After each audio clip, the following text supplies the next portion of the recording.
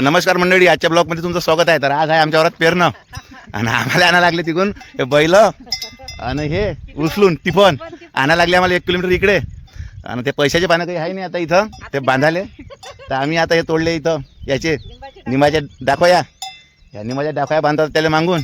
अच्छा हे आहे तूर टाकाले, तूर पेराले, पोरं येऊन राहिले, पराठी डोबाले. अकातलंय चालू आहे आता आमचा, करतो मी आता ॲडजस्टमेंट. पोरं याले आता पराठी डोबणारे, लय फास्ट डोबते म्हणते बा हे. दोघं अजून येऊन राहिले तिकडून, ते दूर आहे.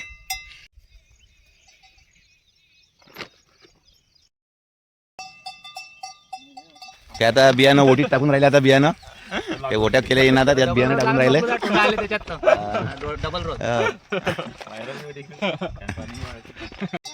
ते आता सारे फाडणं चालू आहे. आता हे सारे फाडल्यावर मग ते मुलं डोबते.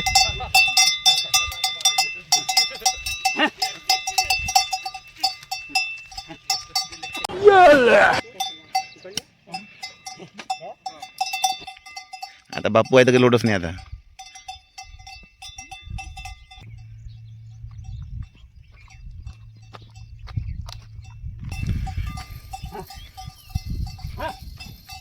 हे आता तूर पेरणं चालू आहे. आता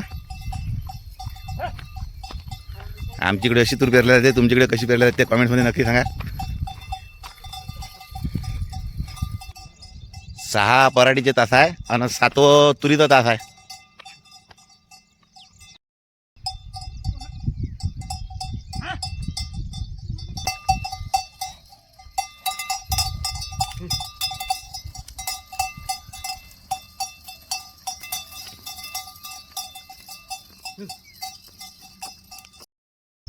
अर्ध झालं असेल ना वावर आता पेरणं? हा, अर्ध राहिलं अजून आहे ना.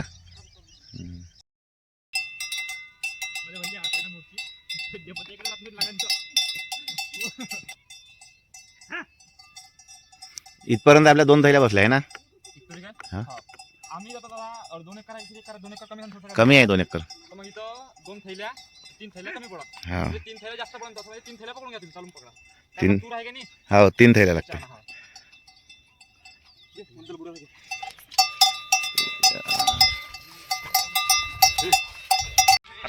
आता झालं आमचं शेत कंप्लीट पूर्ण पेरणं. आता निघतो आम्ही घराकडे. कार्यकर्ते आता चालले, आता हे थकले.